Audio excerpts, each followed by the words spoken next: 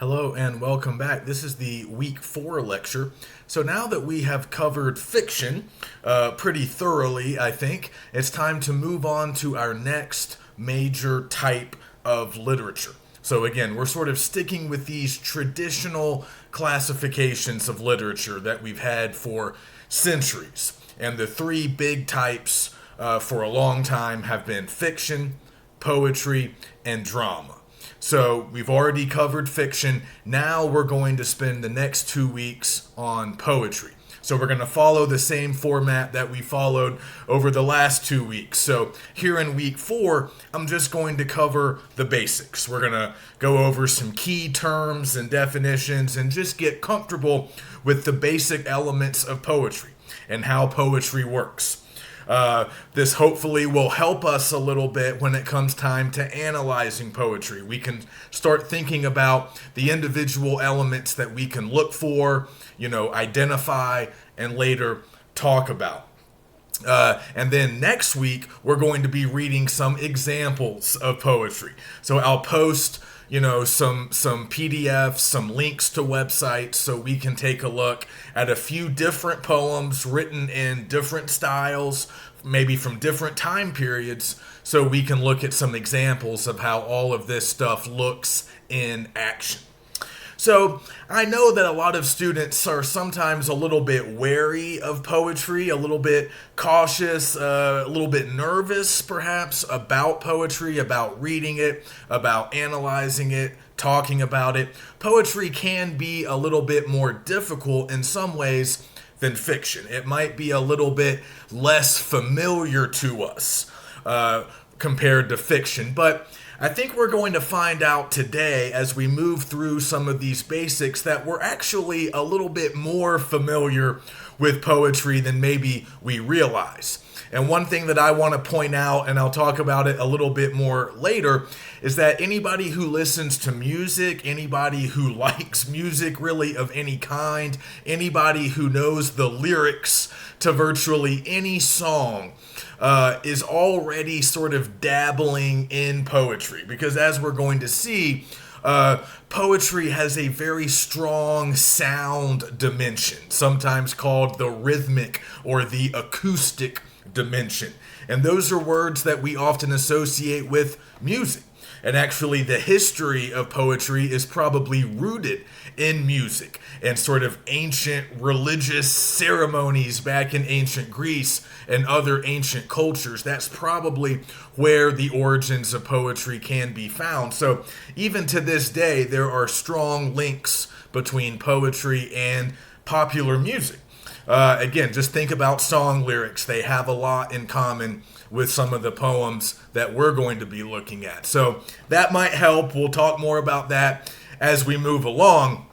But let's just start with a brief historical overview, and then we'll get into some of the key poetic elements that we need to know, that we need to be familiar with. So poetry is probably older than fiction, and most historians, most literary scholars will tell you that poetry is probably the oldest of all the traditional types of literature. It's been around really before recorded history, most likely. We can't quite pinpoint the exact starting point, but a lot of historians have sort of theorized, like I was saying, that what we think of as lyric poetry probably comes out of ancient Greece and maybe other ancient cultures where they typically would have had religious festivals or ceremonies that would have included music and probably sung poetry.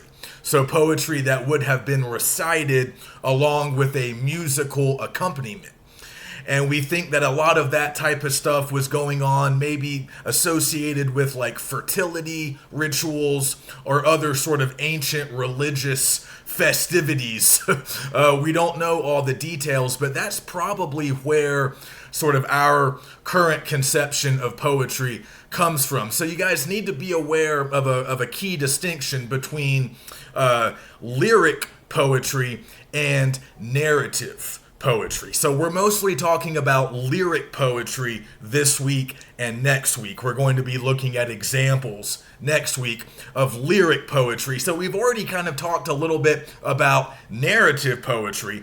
It exists in many different forms, but its most popular type that most people are familiar with when it comes to narrative poetry would be ancient epics like the Odyssey, the Iliad. We've mentioned those. We mentioned those a little bit when we were talking about fiction, because I made the somewhat confusing point that ancient epics have a lot in common with modern day novels. Just in terms of, character development, complex plots, themes, messages or meanings that the audience is supposed to pick up on, different settings, all of that stuff that we see in narrative poetry, especially from ancient cultures, later shows up in what we think of as kind of modern fiction, short stories, and most commonly in novels. Because novels and epic poems are kind of similar in terms of length and scope. But don't get totally confused there, because those kinds of narrative poems, epics, those are poems. And they were probably originally recited out loud, perhaps sung. At least parts of them were probably sung if we go back to ancient Greece. And again, there was often a musical accompaniment. So that's one kind of poetry. But the kind of poetry we typically focus more on now, today, is what we call lyric poetry. And lyric poetry tends to be shorter compared to narrative poems. And typically a lyric poem will focus on a single idea or a single sort of impression or a single event even. Now, that's not to say that lyric poems can't tell stories. In some cases, they are telling narratives to a certain extent. But you guys probably already know this, and you'll notice, you'll see that the poems we read, they're not as focused on unfolding a story as what we saw last week with fiction. So compared to short stories and novels, a lot of lyric poems aren't telling super detailed narratives with like a lot of characters and a really long, involved plot. For the most part, that's not what they're doing. Again, they're short. They're not tackling a lot of subject matter. So a typical lyric poem is going to really try to convey some kind of dominant impression. Or it's going to be playing around with a particular idea, a particular experience or event that might be somewhat singular and self-contained. So we're not covering as much ground, but we're getting pretty in-depth, perhaps, about a particular sensation, a particular moment, a particular idea. So there might be in some ways a higher level of specificity, but we're not getting as much of a story. So it's going to be a very different reading experience for us. So let's go back to another key distinction that I've already mentioned, but let me mention it again. So with fiction, we were reading prose. And I talked about prose as being a little bit more open-ended. It's more of a sort of reflection of how people really talk. It doesn't really have to conform to a lot of different rules or structures. So prose can take a lot of different forms and appearances. And sometimes prose sounds very much like the way regular people talk. Again, go back to Nilda, one of the short stories we read last week. It is delivered, it is narrated in a voice that sounds a lot like the way maybe a real person would talk. Now, not all prose necessarily sounds that realistic to us, but prose can sort of be very flexible, doesn't have to follow a lot of strict rules. On the other hand, we have verse. And verse is what we find in poetry. Verse and prose are different. They are very different, and you don't need me to tell you that. You guys will notice the difference as you read. But with verse, typically in traditional poetry, we would find certain things in verse that we wouldn't necessarily find, at least not very often, or not to the same extent, in prose. So that's how we kind of originally made this distinction between prose and verse. So in the old days, verse, a poem would have things like meter and a rhyme scheme and other aspects of what we would call poetic form. That's just sort of a broad term that can include any number of things, but traditionally poems had a set or closed form, which meant they had to follow certain rules, kind of like the opposite of prose. Traditionally, poems had to follow certain rules involving meter, rhyme, the division of stanzas. Stanzas are just like paragraphs in verse. So there would be all these different forms based on those different levels of organization. Line length, stanza length, all of that stuff. And poets would have to work within different forms that had different rules.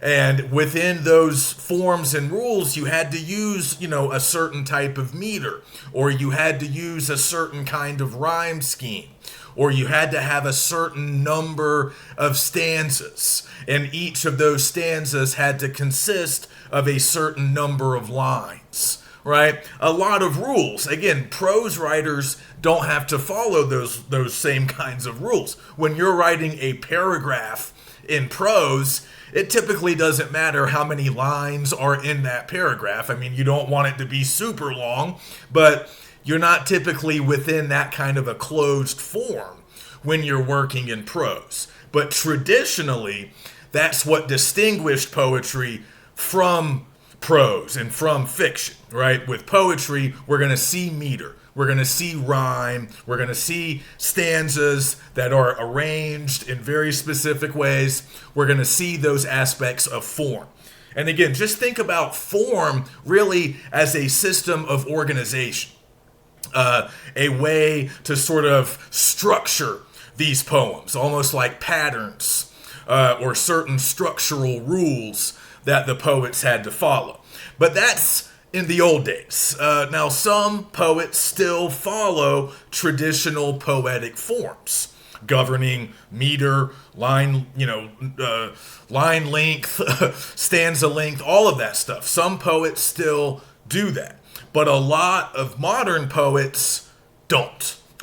A lot of modern poetry doesn't really follow the rules of any set, closed poetic form. So we've kind of come up with a new term for a lot of modern poetry. We call it open form.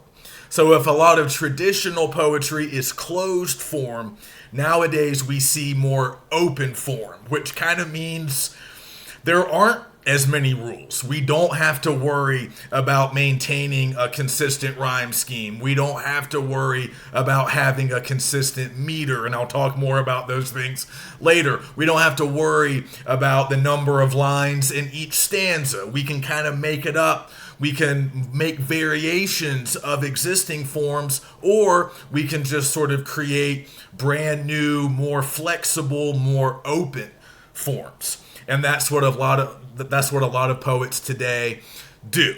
So sometimes, and we'll see evidence of this next week, when we read modern poetry, sometimes the lines, the boundaries between verse and prose kind of get a little bit blurry.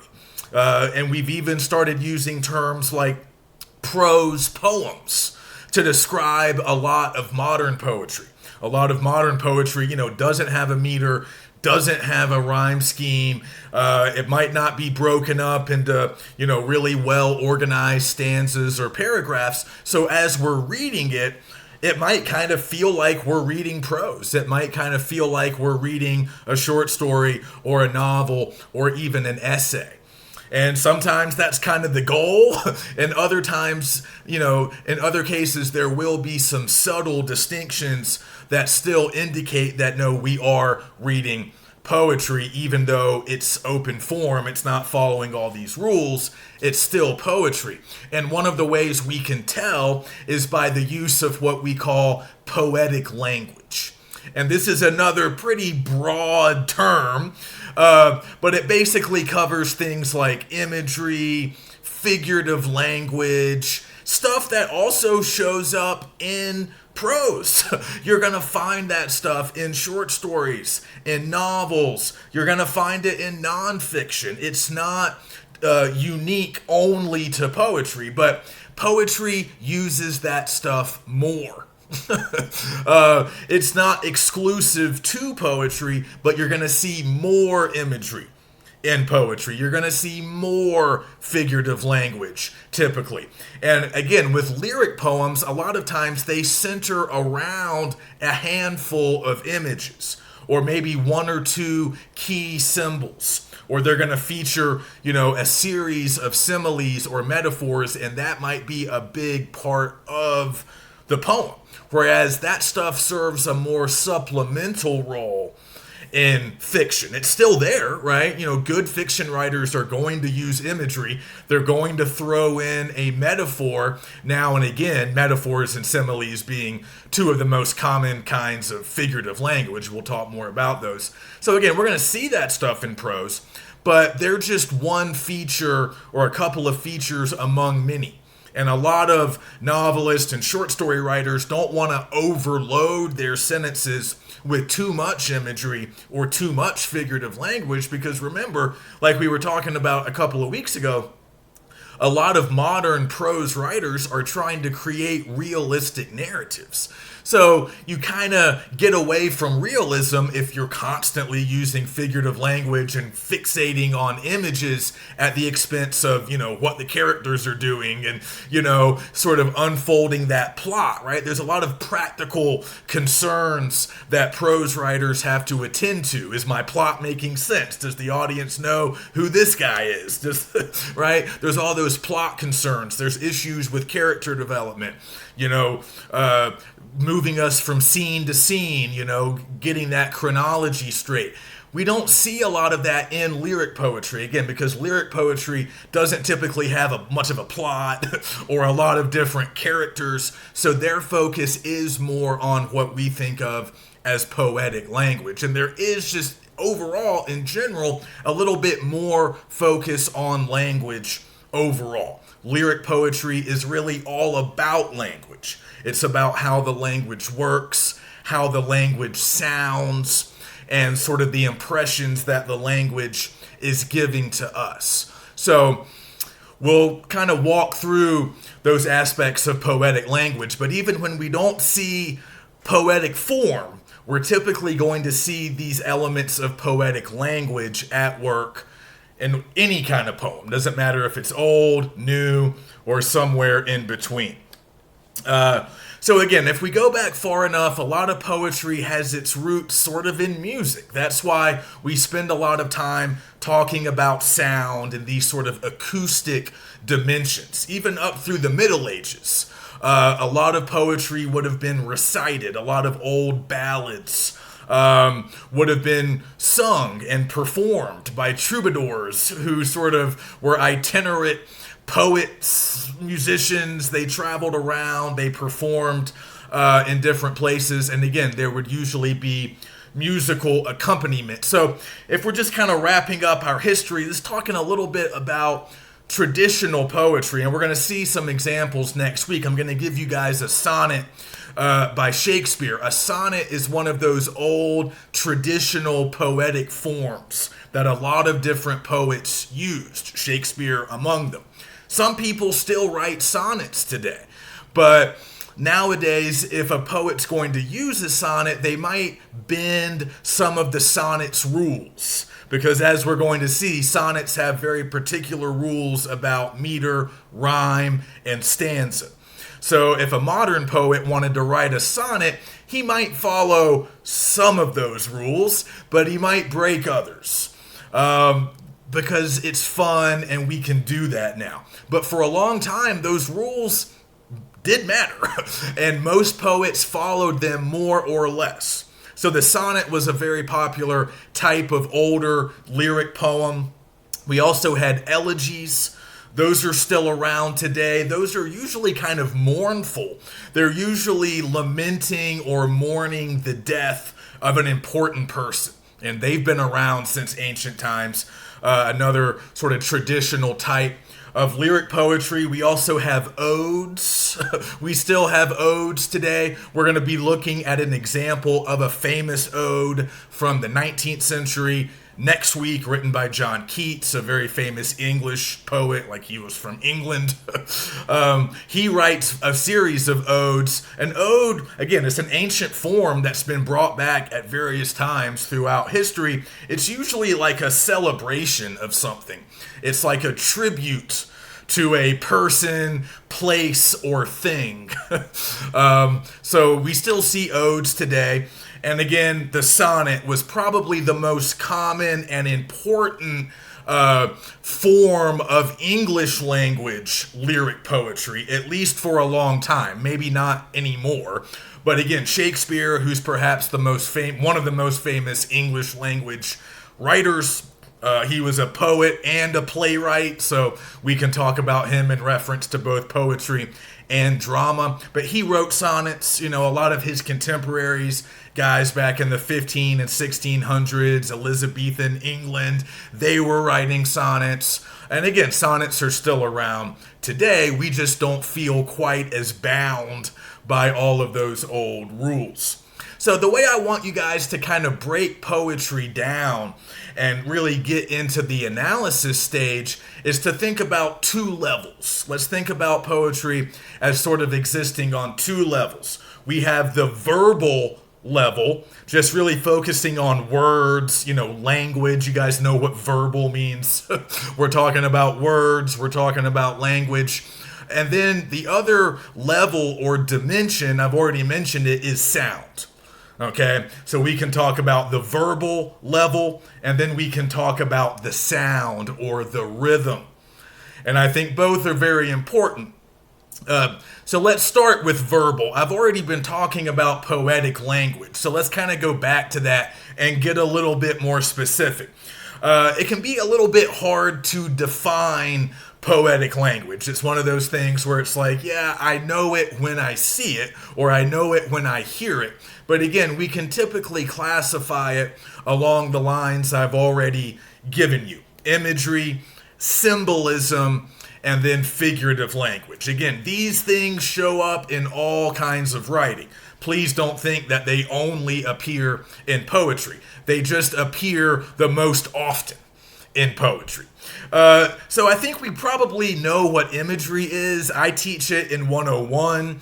It should be taught, at lower levels because it's pretty elemental. It's a pretty foundational building block, really, for any kind of literature. And it just refers to language that sort of utilizes our five senses. And you guys know our five senses: sight, sound, smell, taste, and touch. So typically, because of the word, right, the word is derived from image, so we think about sight. Typically, when we think imagery, we think sight, the things that we see. You can think about that level of imagery as really being like mental images, mental pictures. Any good writer, whether it's a poem, a novel, whatever, they want to paint pictures in you, the readers, in your minds. Right? They want you to be able to see whatever it is they're describing. But keep in mind that they often want you to be using your other senses as well. Sometimes authors might be describing what things sound like. And we're going to see an example. We're going to see an example of sound next week in one of our sample poems. Sometimes authors want you to know what things smell like or taste like. Those are a little bit less common. But right now in my 101 class, I'm making my students read a couple of essays about food so they can think more about description and imagery. And in those essays, it's all about taste. It's all about, no, not just taste, but also like just physical sensation in general. Because one guy's eating all of this hot food and it makes him cry, it makes him sweat. So he describes the taste of the food, obviously, and of course he describes what it looks like, what it smells like as well. But he's also very interested in how he feels, like how his body feels as he's eating this really hot food, and his like body temperature is rising. So he's utilizing all facets of imagery. And that's not a poem, that's just an essay. He's like a food critic. So like I said, this stuff shows up all the time, but we're going to see a ton of it in lyric poetry. Particularly the sense of sight. That is number one. But just remember the other senses as well. We're also, if we're talking about poetic language, we're also going to see symbolism.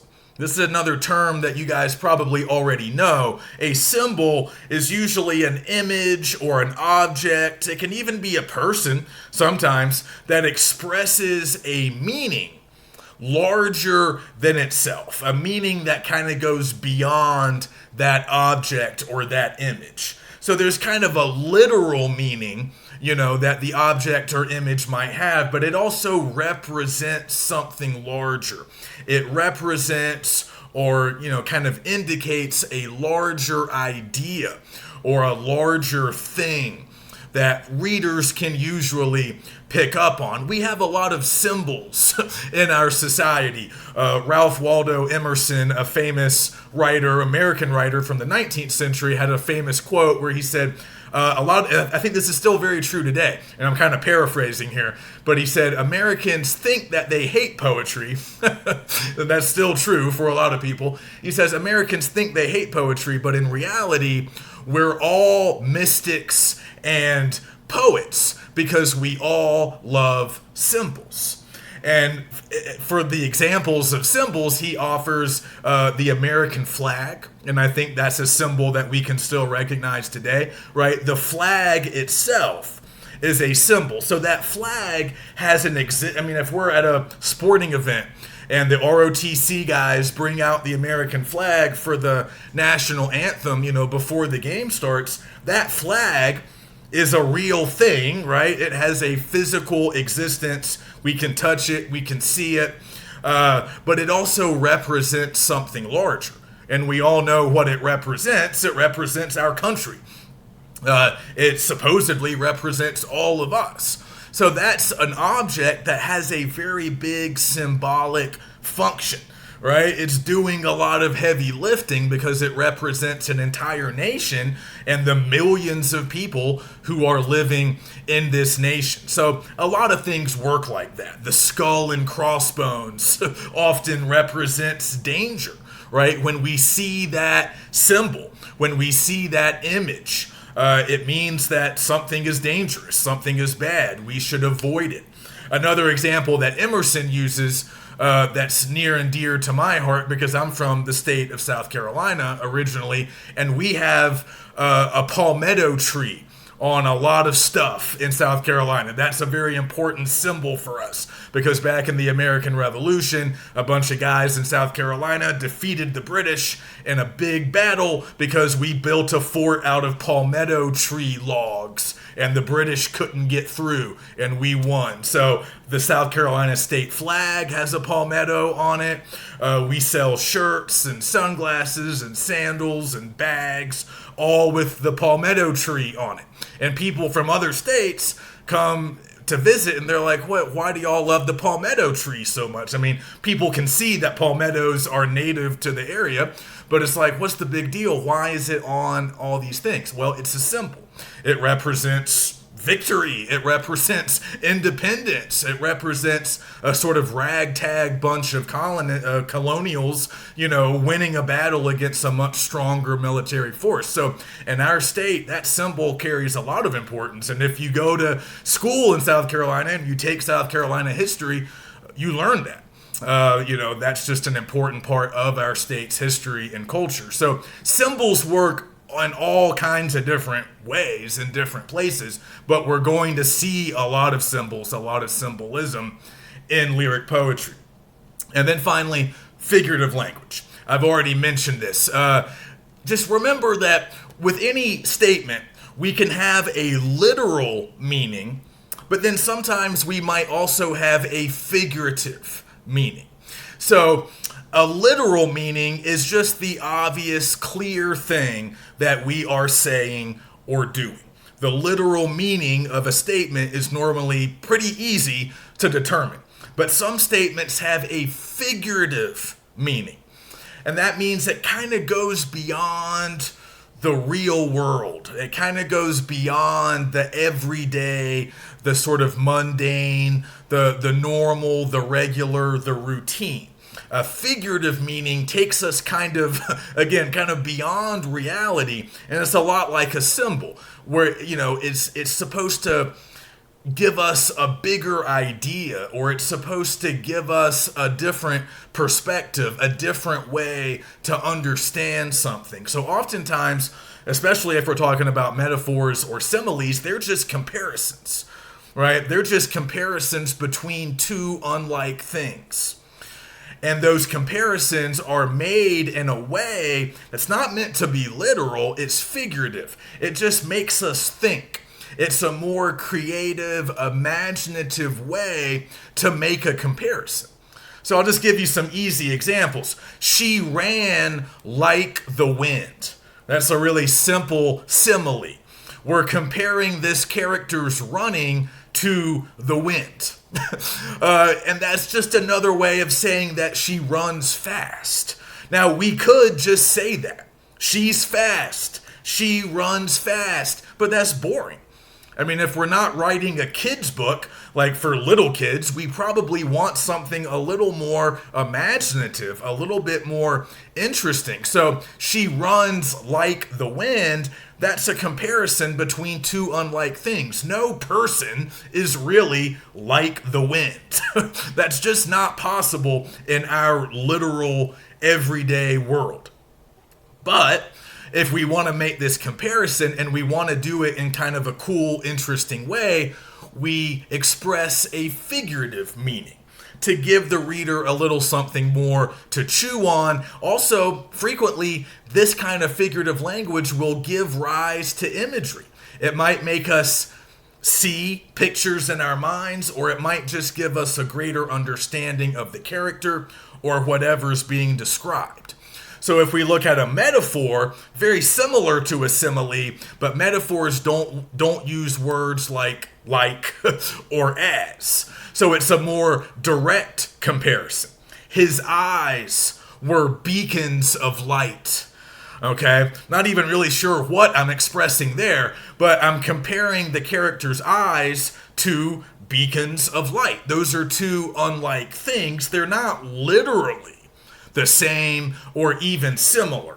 I'm expressing a figurative meaning that tells us something interesting about this character, about the way his eyes look, or maybe we're more interested in the perception of whoever is speaking.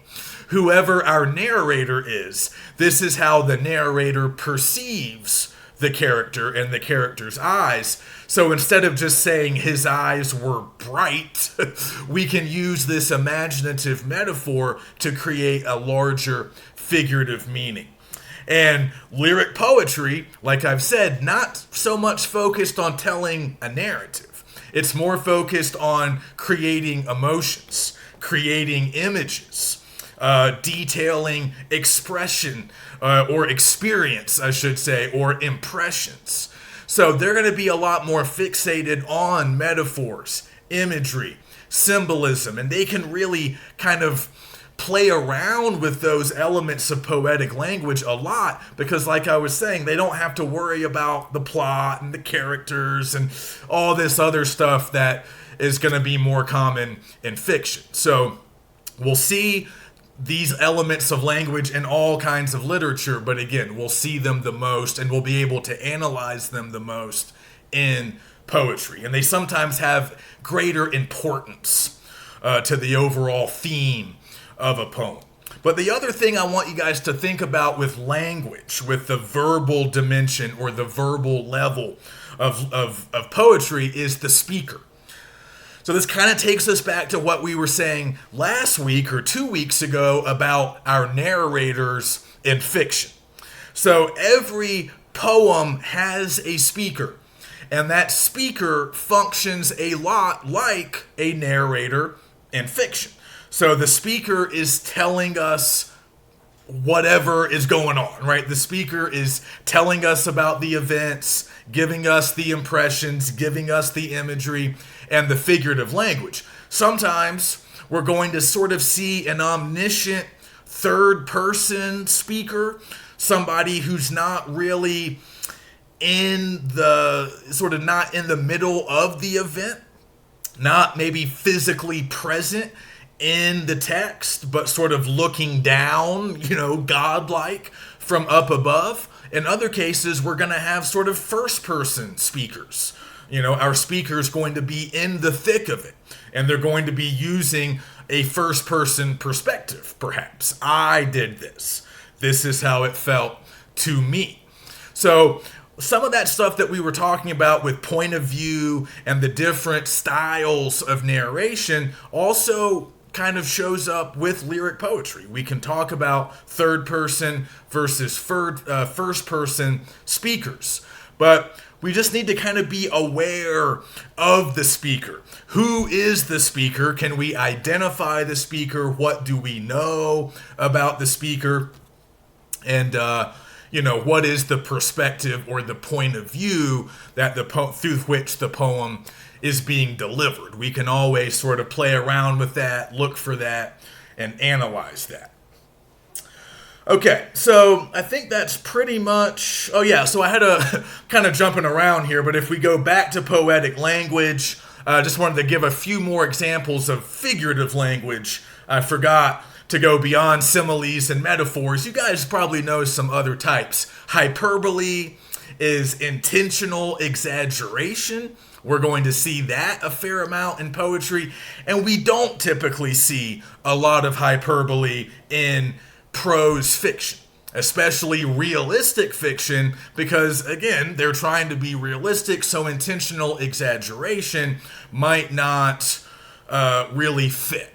But, in a poem, if somebody says, I love you until the rivers run dry, or, something like that, that's an exaggeration meant for emphasis, meant to indicate emphasis and the depth of emotion that's being felt. But again, it's not literal.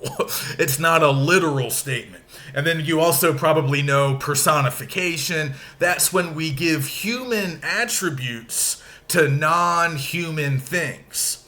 So something like daylight crept into my room that morning, right? Just language like that is a good example of personification, because daylight cannot literally walk into a room. It cannot creep.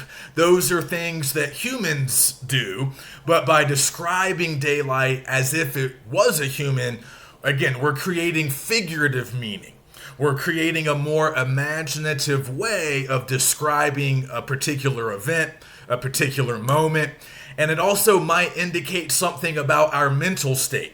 If we feel like daylight is creeping up on us, perhaps that means that we don't want the next day to dawn because we're dreading something or we're feeling bad about something. So using that kind of language often says a lot more than a simple literal statement could say. If I just said, the sun came through my window, okay, yeah, that happens every day. But if I use personification and make it sound like daylight is a thief or a criminal, sneaking up on me, now you're getting a better sense of how I, the character, maybe the speaker, how I feel, how I'm feeling, what's going on with me, what is my mental state. That's another reason why figurative language really does a lot of work. It can not only describe something or reveal something, it can also sort of give you, as the reader, a bigger picture, more insight, a greater understanding. And just my final point about imagery, there was a school of poets. They're sometimes lumped in as sort of modernist poets, but they're often sometimes called imagists. And one of the most famous was Ezra Pound, who was an American poet. And they were active in the early 20th century, like the first couple of decades of the 1900s. And Pound has a pretty famous sort of example of an imagist poem. The full title is escaping me. It's At the Metro Station, In the Metro Station. I can't remember. I forgot to write the title down, but I have the poem itself. And what these guys were trying to do is distill their lyric poetry into nothing but images. Like they were trying to sort of just cut out all the fat, and they were just trying to boil their poems down to concrete, specific images that would carry a lot of meaning. So this one is the apparition of these faces in the crowd, petals on a wet black bough. So it has a nice sound and rhythm, even a little bit of in rhyme, but it's just a 2-line poem. Very short. And he's delivering really just a couple of images. There's nothing else really happening here except the delivery of images. The apparition of these faces in the crowd, petals on a wet black bough. So an apparition is like a ghost or a ghost-like presence. And a bough is like a tree limb. It's like a part of a larger tree. So he's kind of making a comparison, and he's giving us these really concrete images delivered in a very brief, efficient format. That's what the imagists were all about. And some people would argue that what Pound is doing here with this poem, it's kind of like a haiku. You guys might be familiar with haikus. That's a Japanese poetic form that's also very focused on imagery. Pound is not following the rules about line length and syllables and all of that stuff that the Japanese haiku was typically bound by. But his poem, the one I just read, it reads a lot, it feels a lot, sounds a lot like a haiku. And it kind of does the same thing. It's just delivering images. And these images can mean a lot of different things.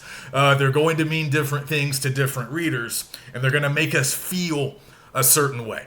They're going to make us see things, experience things, feel certain emotions as we read.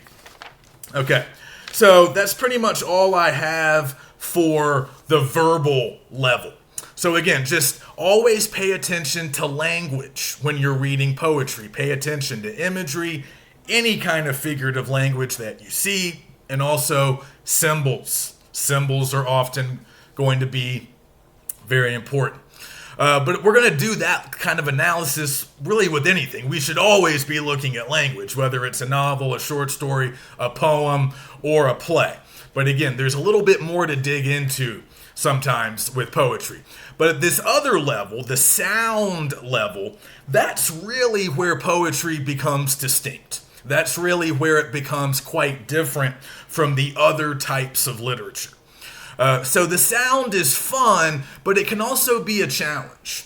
So again, this is where a lot of students sometimes get a little bit frustrated, or they just feel like they're not really getting certain aspects of the sound dimension. Most students, most of you guys I know, can find imagery.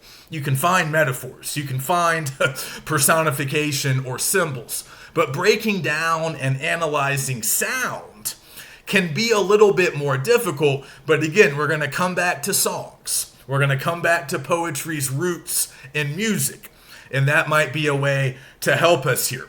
So typically when we're talking about the sound dimension or the sound level, we're mostly talking about two things. But if we kind of expand this level and talk about rhythm more generally, we can bring in a few other items. But mostly, for the most part, when we talk about sound, we're talking about meter and rhyme. And again, a lot of modern poetry does not really have those things, but traditional poetry did most of the time. And these are two things, meter and rhyme, that frankly a lot of students don't really like to talk about. But if we're going to analyze poetry, we need to deal with them at least some of the time, at least a little bit.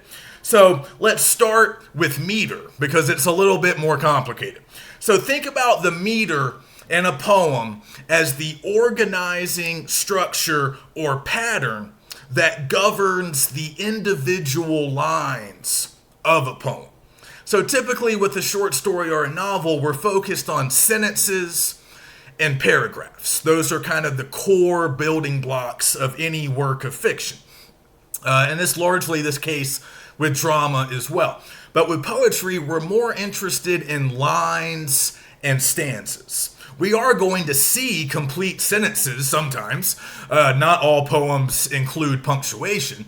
But instead of really focusing on sentences and paragraphs, we're more interested in lines and stanzas. So within any single line of a poem, we can always look for the meter mostly by just counting up syllables. We got to think about syllables. They are the smallest elements of a poem. They're kind of the most core, basic element of any line of any poem. And any syllable in a poem can be either stressed, which means we put emphasis on it as we read, or it can be unstressed, which means that we don't really put emphasis on it. So the first step to figuring out the meter of a poem, at least the way I do it, the way I was taught to do it in the Dark Ages, is to divide a line of poetry up into individual syllables. Just break them down. I used to count out the syllables on my hands, and then you can usually get a feel for which ones are supposed to be stressed and which ones are unstressed. And once you can count up all the syllables in a line, you'll typically be able to identify the meter. So let me just talk about the meter a little bit. Like, rhythm in a poem is measured by small groups of syllables that are called feet. Okay, so I promise this will make sense. So we get groups of syllables, and those groups make up feet. And it's the feet that's being measured or regulated by the meter. So in the English language, the most common metrical foot that we use is the iamb. As in iambic pentameter, which is kind of the most commonly used type of meter in English language poetry. We're going to see some examples of it when you read Shakespeare's sonnets. He's writing in iambic pentameter. A lot of English language poets did for a long time, and some even still do today. So an iamb is a metrical foot, and it consists of two syllables. The first one is unstressed, and the second one is stressed. So that's all an iamb is. Okay, an iamb is a metrical foot consisting of two syllables, one unstressed and one stressed. That's it. Now, there's other types of metrical feet as well, like trochees and spondees, and there's all kinds of other ones that we just really don't need to worry about in this class. If any of you are really interested in poetry, if you want to learn more, if you want to get more into meter and the sort of prosody of poems, that's a whole nother field of study. You can look into it more. I can recommend some other sources, but let's just worry about the iamb for now because that's so common in English language poetry. So typically, if we're looking at iambs, we're looking at iambic pentameter. So that means we're going to have 5 of those iambs per line. Okay? So that's what we most often find in English language poetry, the works of Shakespeare, but as we're going to see, it's still a common way to write not just poems, but also songs today. So once we figure out that we're dealing with iambs, once we see that we have a pattern of, unstressed and stressed syllables, the next thing to do is to kind of figure out the number of feet. And again, that's just based on how many syllables we've counted up. So if we realize that we have 10 syllables per line, and we're dealing with the iamb as our metrical foot, that means we have 5 iambs per line, right?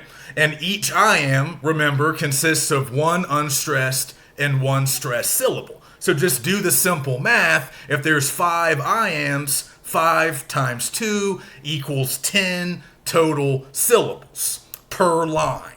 So if we can do those calculations, we'll be able to see our meter. And in the old school traditional lyric poetry, the meter typically doesn't change. So once we identify it, it will usually stay the same throughout the entire poem. So let me just read you an example, a kind of famous example from an old poem, and just track the syllables and notice that I'm alternating. I'm going from unstressed to stressed, okay? That time of year thou mayest in me behold. Okay, so that's iambic pentameter. We have a total of 10 syllables, okay, 5 iambs. And in each one of those iambs, we start with an unstressed syllable and then we have a stressed syllable. Okay, so that time, that's our first iamb. That is unstressed. Time, I'm coming down harder on time. That time of year, thou mayest, right? Unstressed followed by stressed. In me, behold, right? So syllables aren't always necessarily bound by words. Like behold, that's 2 syllables. But that time, that's 2 words and also 2 syllables. So don't get too caught up in the words. Focus on the syllables. Break the words down into individual syllables. And that's the key to unlocking the meter. And then once you can kind of figure out what metrical foot you're dealing with, and again, for us, it's going to be the iamb, then you can count up how many iambs we have, and we can decide, okay, this is iambic pentameter. But there's other there's other numbers that we might be dealing with, right? We can also look at monometer, we can look at dimeter, and you can tell by the prefixes how many metrical feet these are going to consist of. Trimeter, that means there's going to be 3 of them, right? But pentameter, there's going to be 5 of them. Okay, so iambic, pentameter, that's what we see most often. So when I explain this to students and I use Shakespeare or some of these older poems, a lot of them just kind of, their eyes glaze over. They're not listening because that stuff is old. And often they're thinking, maybe you're thinking, why do we care, right? Why do I care what some poet in England was using 500 years ago? Well, I would argue that part of the reason you should care a little bit about iambic pentameter, maybe not the other types of metrical feet or numbers, is because it still shows up. So I probably could have found a more contemporary song, but I don't really know contemporary music that well. So I found some rap lyrics from a hit song from the Notorious B.I.G. from the 90s. I know a lot of you guys are too young to have probably listened to him. Maybe you know him, but it doesn't matter. Like this is a big hit song when I was a kid, and the rapper in question is using iambic pentameter. Not exactly, as we're going to see, not 100%, but by and large he's using it just like Shakespeare used it 500 years ago. So let me just read you 2 lines and maybe we can track this. Federal agents mad 'cause I'm flagrant, tap my beeper and the phone in the basement. That's iambic pentameter, right? He's using the iamb. There are 5 iambs almost in both of these lines, right? Each one consisting of 2 syllables. So we basically have the same rhythm, the same pattern that I just read in that earlier example. So again, let's break it down going unstressed to stressed. So federal agents mad 'cause I'm flagrant. Okay, that's the first line. Then the second line, we get 1 extra syllable. in the second line. So the first line is perfect. It's immaculate. 10 syllables, 5 perfect iambs, and we get that alternating unstressed to stressed structure. Perfect. Now, in the second line, he adds 1 additional syllable, but we're close enough, right? Tap my, beep and the phone in the basement. So the mint, that final syllable, that's extra. We actually get 11 syllables in that second line. But and even back in the old days, poets might throw in an extra syllable or just to create a rhyme or just to make it sound a little better. You can take a little bit of liberty with some of these rules. But I just want people to realize that, again, this is not yesterday. This is a rap song from like 20 years ago, 25 years ago. But nobody listening to it would have thought Shakespeare. Nobody listening to it would have said, oh, this is in iambic pentameter. That's pretty cool, except maybe for English teachers. But the point is, it's not that, Biggie was like studying up on Shakespeare. It's just that this is a very natural way to write. That's why iambic pentameter is so popular in the English language. It just works well for our language. It works well for our words. So it's not dead. Don't think that it died with Shakespeare. Don't think that it's some old relic from stuff that we don't care about anymore. No, it still comes up in a lot of popular music. Again, it's not always consistent, right? They might throw an extra syllable in here or there, make a few slight changes, but by and large, we still use a lot of this form or this particular aspect of form. Because remember, meter, rhyme scheme, stanzas, all of that goes into poetic form. Now we can be flexible and kind of loose with it, but when it comes to meter, especially with rap music, especially with a lot of popular music, we still like to have a meter. We like to have that rhythm, that clear and pronounced flow. And that really is very much handed down from poetry. But again, music and poetry have always been intertwined. So there's no reason that we have to make hard separations between them now. And again, go and look at one of your favorite songs. Look up some song lyrics online. You might find that somebody is using iambic pentameter or at least something very close to it. And even if you can't quite identify what the meter is, you might be able to just feel the rhythm based on the syllables, based on which ones are stressed, which ones are unstressed, based on how the lines are arranged. Popular music lives on rhythm, and traditional lyric poetry does as well. Just think about the word lyric. Lyric poetry, the lyrics to songs, they're obviously very, very similar.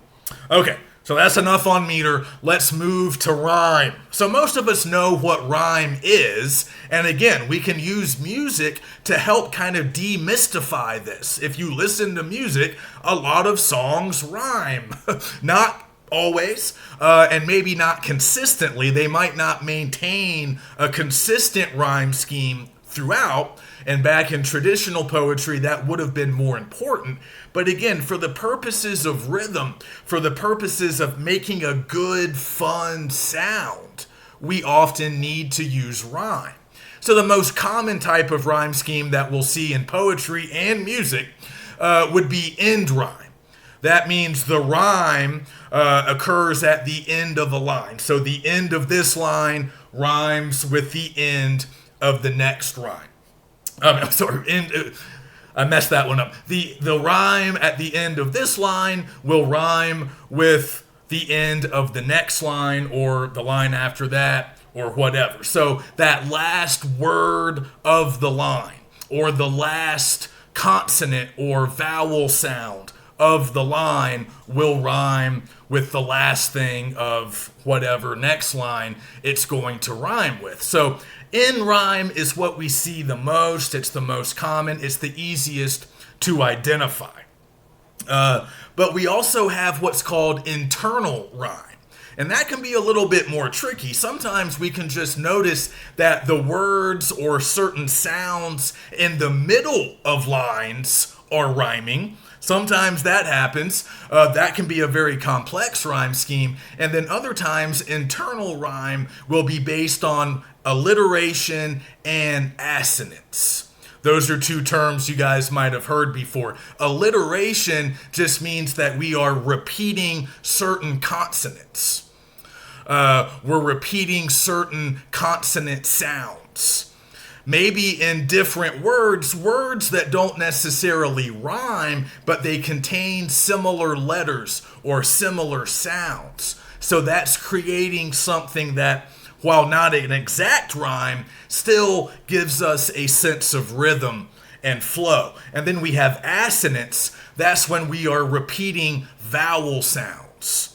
So we see the same letters, the same sounds showing up in different words on different lines, and that's creating another pattern or another structure, another rhythm that sort of gives us, something to sing along to, gives a sort of structure to the overall poem or song.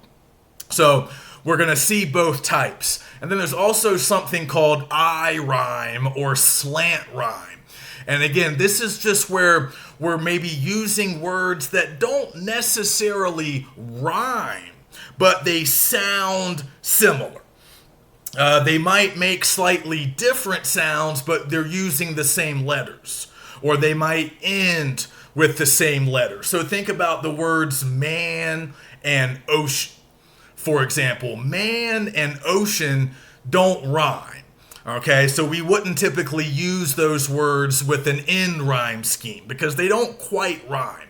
But if you look at the words themselves, they both end with the letters A and N. Now, they're not making the exact same sounds, but they're similar. They end in a similar way, and they have those similar letters. So even with words like that, we can create a certain kind of rhythm and form in our poem. So again, these are when we talk about sound, we're really talking about poetic form largely, because meter and rhyme influence the sound, but they're also a big part of what gives the poem its form, its overall form and structure. All right, so we can also talk a little bit about stanzas. Like I said, those are paragraphs in verse. So we have different kinds of stanzas defined by how many lines they consist of. So a 4-line stanza consisting of 4 lines, we call that a quatrain. We can also have tercets. Those are 3-line stanzas. And we'll also see couplets. Those are just 2-line stanzas. So again, that matters when we're talking about the overall form of a poem. So going back to the sonnet, particularly the Shakespearean sonnet, there's another kind of sonnet that we don't have to worry about. But in the English language, what we're most familiar with is the Shakespearean sonnet, obviously named after him. And there's a lot of rules, okay? A lot of them pertain to stanzas. So in a traditional Shakespearean sonnet, you need to have 14 total lines, okay? So you need to have 3 quatrains, and just do the math. 3 quatrains consisting of 4 lines each, that will equal 12. And then we have 12 lines, and then we have a final concluding couplet. That's one of those short 2-line stanzas. Okay, so 12 plus 2, that gives us a total of 14. So we have rules pertaining to the stanzas, okay? So we got those covered. But we also need to be writing in iambic pentameter, all right? So we're supposed to maintain that meter throughout the entire poem. All of the stanzas are going to be written in iambic pentameter, like I just described. And when it comes to rhyme scheme, we're supposed to follow a very particular end rhyme scheme, which is going to be AB, AB, CD, CD, EF, EF, and then GG. So you guys probably know what that means. If we're just going back to the first stanza, that first quatrain, right? A, B, that just means the end of the first line rhymes with the end of the third line, A and A. And then the end of the second line will rhyme with the end of the fourth line, B, B. That's what we mean by A, B, A, B. And we follow that same structure for all of the quatrains. So all three of the quatrains have this kind of alternating end rhyme, where the first line of the stanza will rhyme with the third line, and then the second line will rhyme with the fourth line. That stays consistent through the three quatrains. But then we get to that concluding couplet, and the rhyme scheme shifts a little bit. Now, the end of the first line rhymes with the end of the second line. Because again, a couplet, you guys know what that word is. That's just two, right? So they have to rhyme together. There's obviously nobody else to rhyme with. So we have to follow that rhyme scheme. We have to use those kinds of stanzas, and we have to use iambic pentameter as our meter. That's the traditional Shakespearean sonnet. But like I've been saying, a lot of modern poetry dispenses with some of those rules. So I have a friend who's a poet who likes to write sonnets, and he will follow a lot of those rules. He'll use iambic pentameter oftentimes. He might even use the right stanzas, but he'll change the rhyme scheme just to put his own personal stamp on the poem. Or maybe he'll break that meter. He'll start an iambic pentameter, but then in the third quatrain, he's got more than 10 syllables per line. He's doing something different. Maybe he's using a different sequence of, he's not doing unstressed and stressed. Maybe he's reversing that. Maybe he's using a trochee, which is another metrical foot, which is kind of like the opposite of the iamb. So maybe he's doing something funky with the meter. Maybe he's changing the rhyme scheme. Maybe he makes his second quatrain a few lines longer than it's supposed to be. Those are the kinds of modifications that a lot of modern poets will make to these older closed forms that were popular, hundreds and hundreds of years ago. And then other poets will just dispense with the notion of form altogether. And they're not going to use any recognizable meter, no rhyme scheme. They might not even break their poem up into individual stanzas. It might feel a little bit like prose for some of those reasons. But like I said, we're still going to see a lot of imagery and those other aspects of poetic language, maybe a little more than we would typically in prose. So there's still ways for us to see, okay, this is a poem, but a lot of modern poetry doesn't follow a lot of rules, and that typically is more fun, I think, and more accessible, and it makes us realize that we can all write it, we can all read it, and most importantly in this class, we can all analyze it. Now, I will give you guys a little bit of a modern taste, but I mostly want you to kind of see some of these older forms. We're going to read a sonnet, we're going to read an ode, but we'll also take a look at a more modern poem so we can track some of these differences. Okay, so if you have any questions, email me. Don't forget about our next alternative media. It is due at the end of this week, and it's strongly encouraging you guys to think about songs. Let's make the connection between music and poetry, and then I will see you next week to talk about our sample poems.